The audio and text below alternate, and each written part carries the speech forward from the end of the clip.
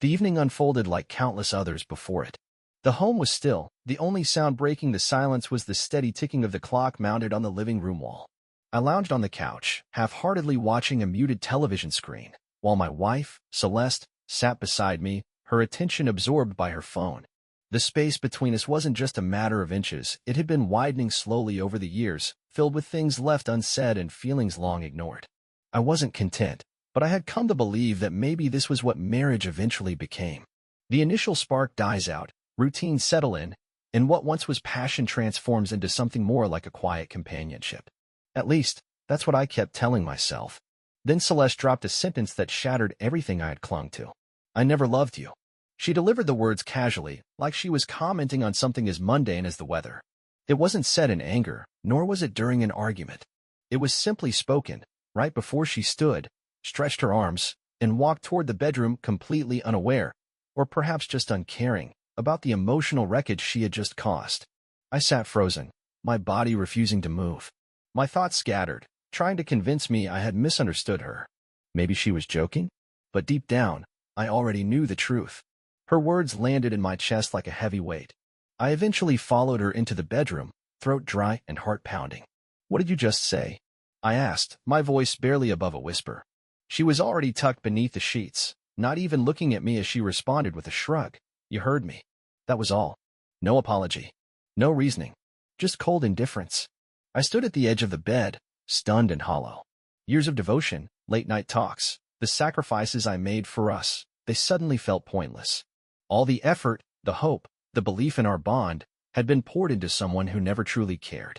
I stayed there, hoping she'd offer something, an explanation, a sign of regret, anything to make it hurt less. But she simply reached over, turned off the bedside lamp, and closed her eyes like it was any other night. Even in the darkness, something became clear to me. This was beyond repair. There was nothing left to fix or fight for. I had given everything to a marriage built on a lie. I'd spent so long trying to be the perfect husband, justifying her coldness, convincing myself that things would eventually improve.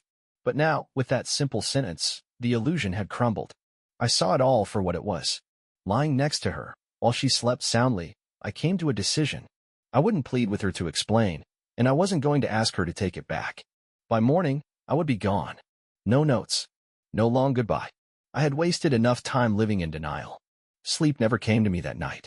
I stared at the ceiling, listening to the soft rhythm of Celeste's breathing. She had slipped into sleep effortlessly, as if the world hadn't shifted beneath my feet. Meanwhile, my mind raced, drowning in reflections, doubts, and an overwhelming realization. I had loved a woman who never returned that love. Had the signs been there all along? I started to wonder.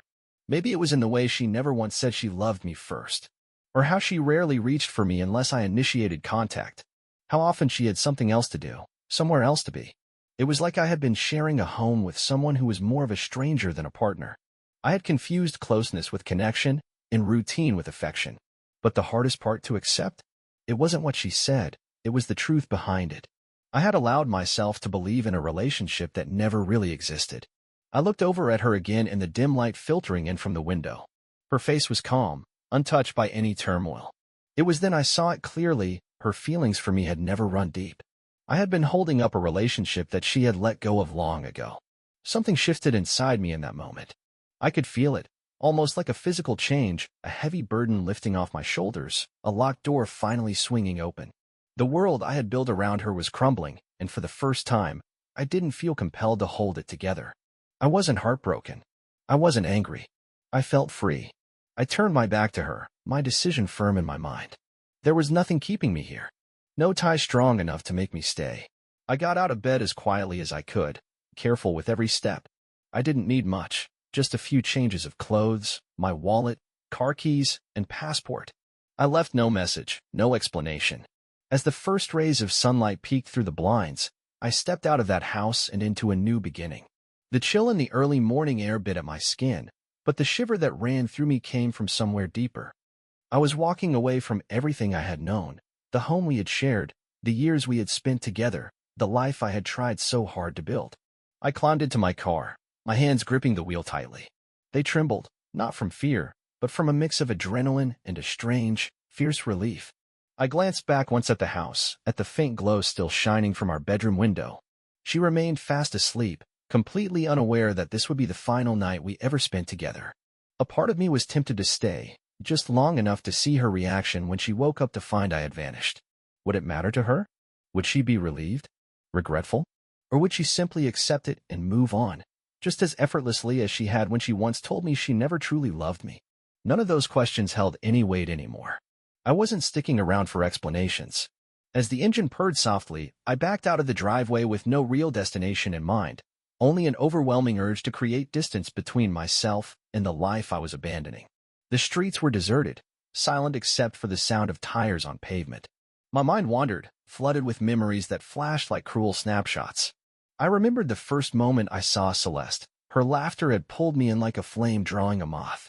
I recalled the way she looked at me on our wedding day, eyes shining with what I had foolishly mistaken for love. There were quiet mornings, too, when I'd make her coffee even though she never drank it. I kept doing it anyway, hoping for even the smallest sign that she noticed me, that she cared. I had centered my entire existence around a woman who had never truly wanted me. But with each passing mile, the heaviness in my chest slowly started to ease. I rolled down the window, letting the cold night air sting my face, clearing the fog in my head. The truth began to settle in. I was finally free. Yet with that realization came a new uncertainty. Who was I without her? For so many years, my identity had been wrapped around being Celeste's husband. Every decision I made revolved around her. My time was shaped to fit her world. I had given up personal dreams, let go of friendships, and pushed aside simple pleasures, all in the hope that her happiness would somehow translate into my own. Now, for the first time in a long while, there was no one to answer to except myself. As I passed a gas station at the edge of town, the blinking fuel gauge caught my eye. I pulled in and switched off the engine, letting my hands rest quietly in my lap. The glow from the convenience store sign flickered overhead, casting a pale light over the mostly empty parking lot.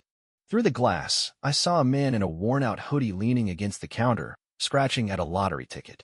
Behind him, the cashier, looking tired and disinterested, watched the news on a small television screen. It was the kind of place I would have avoided when traveling with Celeste. But now, there were no preferences but my own, no compromises to make. I grabbed my wallet and stepped out of the car. While pumping gas, my thoughts drifted again. Maybe I could check into a hotel, or maybe head to a new city, maybe even cross into a different state. Then a wild notion crossed my mind. What if I just kept going? No final stop, no plans, just open roads and a chance to start fresh. For once, I didn't feel trapped. And for the first time in ages, I wasn't afraid of what the future held.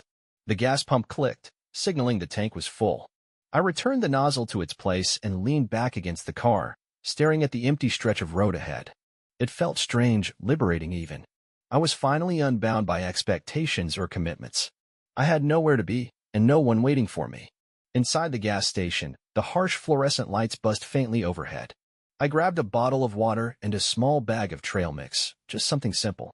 As I reached into my wallet, my fingers brushed against an old credit card Celeste and I had once shared. Without a second thought, I tossed it into the trash bin near the register. I no longer needed anything that tied me to her. The cashier, a man who looked to be in his 50s, rang up my items without saying a word. His tired eyes briefly met mine, and something about his expression struck a chord.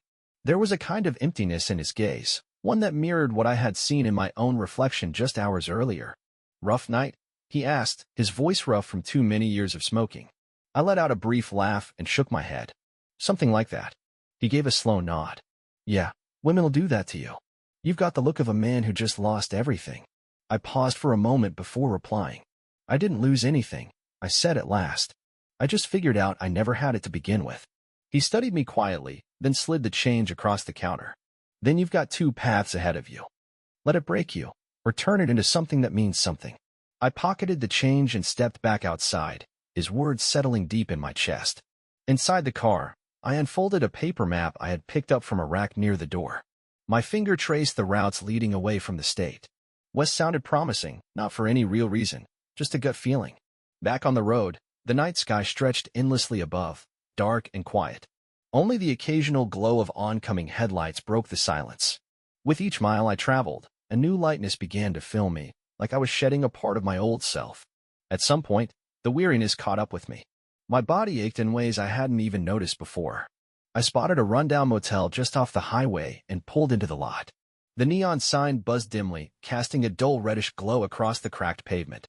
The air inside carried a mixture of stale cigarette smoke and the sharp scent of low-grade cleaning supplies. Behind the front desk, a woman wearing an oversized sweater and looking like she hadn't fully woken up handed me a room key with barely a word. The room matched my expectations, dimly lit and stuck in a past decade, but that didn't bother me. It wasn't familiar, yet it marked the beginning of something.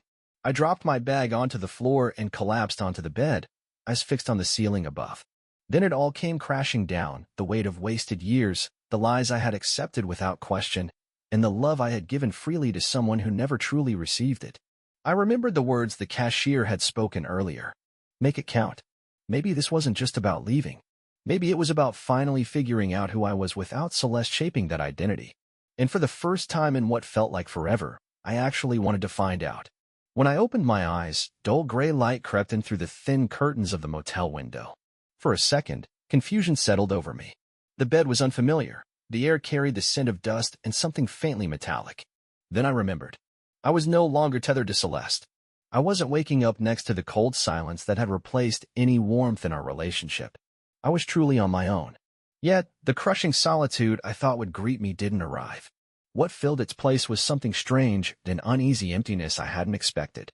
I sat up and ran my hands over my face, piecing together the whirlwind of the past 24 hours. The arguments, the decision to leave, the endless drive, and the realization that I had existed like a shadow in my own story, chasing love from someone who had never intended to offer it. The motel room mirrored my inner turmoil. The walls were a dull beige, a battered nightstand sat next to the bed, and an old TV emitted a low hum despite being off. A mirror, slightly tilted, hung over the dresser. I forced myself to look into it. The face that stared back seemed unfamiliar. My eyes were shadowed with exhaustion, my hair a disheveled mess, and my stubble uneven. But what unsettled me most was the emptiness behind my gaze, like I was seeing a stranger. Without Celeste, I had no clear sense of self. That truth sank into me slowly, like ice in my veins. I turned away from the mirror and reached for my bag. I couldn't stay in that room a moment longer. The walls felt like they were closing in. I needed to breathe. The sky outside was gray and thick with the threat of rain. I crossed the street to a small diner, driven more by habit than hunger. I couldn't remember the last time I ate. Maybe yesterday, maybe longer. Inside, only a couple of truckers sat silently over their plates, and a waitress moved slowly between tables, weariness etched into every step. I slid into a booth near the window and stared out at the long stretch of empty road. A voice cut through my thoughts. "What can I get you, hon?" The waitress stood by the table, probably in her 50s, her eyes tired but softened by kindness. I glanced at the menu, but nothing made sense. The words seemed to blur together. "I'll just have some coffee," I said quietly. She nodded and walked off, leaving me to my thoughts. I rubbed my temples, trying to think clearly. What was next? I had left. That much I had done. But beyond that moment, I had made no plans. The coffee arrived in a simple white mug, steaming hot and jet black. I took a sip, letting the sharp bitterness bring me back to the present. Then, for the first time since I left, I reached for my phone. Some part of me still expected a message or missed call from Celeste. Something. Anything. But the screen was empty. No calls, no texts. I checked my bank account, still untouched. She hadn't taken anything out of spite, which startled me more than it should have. I set the phone down and stared at it as if it might suddenly offer answers. But there were no instructions, no clear next steps. Just me. The waitress returned, placing the check on the table and giving me a sympathetic look. "Rough morning." A short, dry laugh escaped me. "More like a rough life." She gave a soft, understanding smile. "Starting over?" I looked up, meeting her gaze for the first time. There was something knowing in her expression, as if she had seen dozens of men just like me, tired, lost, sitting alone in that same booth. "I think I am," I replied. She gave the table a gentle pat and moved on. I reached into my wallet to pay, but as I did, a small folded slip of paper fluttered out. Curious, I opened it. It was an old receipt from a restaurant, one Celeste and I had visited for an anniversary dinner years ago. Though faded, the handwriting on the back was still visible. "Happy anniversary, love. Here's to forever." I stared at the message, a sharp ache building in my chest. Had she meant it then? Had she ever truly believed in a future with me? Or had those words always been empty? I crumpled the paper and let it drop onto the table. Without another glance, I stood up and walked out of the diner. The road before me stretched endlessly into the distance, an open invitation to a future I hadn't yet dared to imagine. Far from the life I had left behind, distant from the burden of Celeste's parting words, and away from the endless years I had spent trying to be enough for someone who never truly wanted me, I drove without direction. The hours passed as I wandered the roads, with the radio playing softly, fading in and out with the static as I moved in and out of signal range. I didn't bother to switch stations. The silence somehow fit better. Occasionally, I rolled through small, forgotten towns, places with chipped paint, weather-worn signs, lone gas pumps standing beside dusty shacks, and diners where neon signs flickered against the grayish afternoon sky. Eventually, I pulled into a rest stop.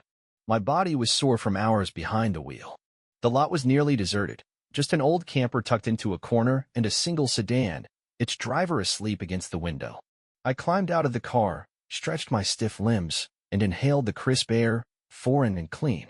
Inside the rest stop bathroom, the mirror was cloudy and scratched, but I could still make out my reflection. What stared back at me was a man in transition, disheveled, clearly exhausted, yet somehow lighter.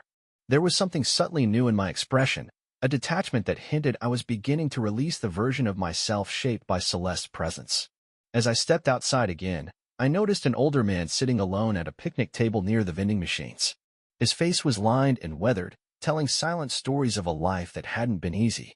His jacket looked like it had seen better days, maybe 2 decades ago. He noticed me watching and gave a half-smile. "You've got that look," he said. My brows pulled together. "What look?" He took a deliberate sip from a styrofoam cup. The one men wear when they've lost something. Or when they realize they never really had it to begin with. A shiver crept through me. It was unsettling how strangers could see through me now, as if I wore my hurt like an open wound. Maybe I was. Maybe I had finally stopped hiding the parts of myself that had been breaking. I hesitated, then sat across from him. "Why would you say that?" He shrugged, casual and sure. "Seen enough pass through here with that same look in their eyes. I used to wear it myself." I studied him, wondering what had left him so hollow. A heartbreak? A ruined marriage like mine? Or something even deeper? "What happened to you?" I asked quietly. He chuckled, the sound low and rough. "My wife left me. Ran off with my best friend. That was years ago." I grimaced. "I'm sorry." He shook his head. "No need to be. Turns out, it was the best thing that ever happened to me." His eyes drifted toward the trees beyond the lot. At first, I thought it shattered me. Thought my life was finished. But it wasn't. I just had to figure out who I was when she was no longer part of the picture. His words landed harder than I expected. Who was I, now that Celeste was gone? For so many years, every choice I made revolved around her. I bent myself to fit her mold, believing I was being the husband she needed, never once stopping to see that she never tried to be the partner I deserved. Without her, I was just me, and I had no idea who that even was. I ran my hand through my hair and asked him, "How long did it take you?" His smile was knowing. To quit searching the past for answers? It took some time. That stayed with me. That had been exactly my pattern, looking back, analyzing every word, every fight, hoping to find some clue I missed. But there was nothing hidden. Celeste had never loved me. That was the truth. That was all the closure I was going to get. I rose from the bench and nodded. "Thank you." He lifted his cup slightly. "Good luck to you, kid." Back in my car, I gripped the wheel with intention. This time, I wasn't just fleeing from my past. I was moving towards something new. I kept driving, but the journey had changed. For days, I had been wandering without purpose, trying only to escape the pain. But after that conversation with the man at the rest stop, his words kept echoing in my head. To quit searching the rearview mirror for answers. That was it. I had been stuck, replaying scenes over and over, convinced that if I looked hard enough, I'd find a warning sign I missed, something that would explain why Celeste had never felt the same. I had been rewriting my memories, hoping that would somehow dull the ache. But the past was over. It was long gone. I had to stop dragging its shadow with me. The next time I rolled into a town, it wasn't just to fill the tank or grab something quick to eat. It was a choice, to pause, to be still, to breathe. It was a tiny town, nearly invisible on a map. A diner. A few dated motels. A modest main street lined with shops that probably hadn't changed in decades. I picked the least expensive motel and booked a room for a few nights. As I stepped inside, I was surprised by the feeling that greeted me. It wasn't regret. It wasn't fear. It was something softer. Relief. For the first time since I left, I had stopped running long enough to exist outside of my sorrow. The room was modest and a bit outdated, but it had the essentials: a bed, a bathroom, and an old TV that barely functioned. Still, it was enough. Dropping my bag to the floor, I moved toward the window and watched the world outside unfold at its own pace. People strolled by, engaged in casual conversations, simply living their lives. I didn't have a clear idea of what would happen next, but for once, that uncertainty didn't scare me. The following morning, I made my way to a small diner just a short walk away. As I stepped inside, the warm scent of fresh coffee and sizzling bacon welcomed me. A handful of locals were perched at the counter, engaged in friendly chatter with the waitress, while a couple seated near the front window appeared absorbed in each other. I slipped into a booth near the back, hoping to blend in. Soon, a waitress approached me, a pin tucked neatly behind her ear.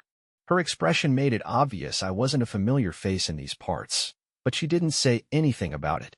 Instead, she asked, "What can I get you today?" I glanced down at the menu, but the words didn't really register. "Just coffee," I replied, "and whatever breakfast you think is good." She raised an eyebrow with a faint grin. "That's a bold move. What if my taste is awful?" I exhaled, and the sound came out somewhere between a sigh and a chuckle. "I'm okay with taking that chance." She scribbled something onto her notepad. "All right then, you got it." As she walked away, it struck me that this was the first real conversation I'd had in days that didn't make me feel invisible. It was as if I was slowly resurfacing from a long silence. Maybe I was finally remembering how to breathe again. What was supposed to be a short stay turned into something else. A few nights became 7. I hadn't intended to linger, but for the first time in ages, I had no schedule, no plan, and no place I was rushing off to. My days began with coffee at the same diner, and gradually, I found myself talking more with the waitress. Her name was Josie. Josie had a quick wit and a gaze that seemed to see more than people let on. She never pushed for details, but I sensed she had formed her own theories. One morning, as she poured me another cup of coffee, she offered, "Most people who come through here are either lost or hoping to be. Which one are you?" I considered her words for a moment. Maybe a little of both. She gave me a knowing smile. "Well, honesty's a good start." I couldn't quite explain what was keeping me there, only that I felt something I hadn't in a long time. I wasn't escaping anything. I wasn't chasing something. I was simply present, and that, on its own, felt like a kind of progress. One afternoon, I wandered through the town's main street. It had a faded charm, shops with time-worn window displays, an old-school barber shop that looked untouched by the decades, and a tiny bookstore wedged between two buildings. A sign on the door read, "Open," and inside, it was nearly silent. I stepped in, the bell above the door chiming gently. The scent of aged paper and nostalgia filled the space. Behind the counter sat a woman, probably in her 60s, who glanced up from a book. "Just passing through?" she asked, as if it were the most common phrase she spoke. I paused. "Maybe," I said. She nodded like she already understood. "Take your time." I wandered among the shelves, running my fingers over books that had clearly been well-loved. One particular volume, a worn collection of poetry, caught my attention. Its edges were frayed from years of handling. I opened it to a random page. "The man who walks away is not always the man who is lost. Sometimes, he is simply the man who has been found." I stared at that line, feeling something shift inside me. For what felt like an eternity, I had been vanishing into someone else's expectations, into a version of myself shaped by what Celeste wanted or could accept. But here, among strangers and old books, in a quiet shop that smelled like time itself, I felt a rare clarity. I wasn't broken. I wasn't lost. I was, maybe for the first time, simply unbound. No longer was I trying to prove I was worthy of a love that never arrived. I wasn't waiting to be noticed, to be chosen. I had stopped chasing, and in the stillness, I had started again. I purchased the book. Without giving it too much thought, I walked back to the diner, the only place in a long while that had begun to resemble something close to home. Maybe I'd stay another week. Maybe even longer. For once in my life, I wasn't in a rush to figure everything out.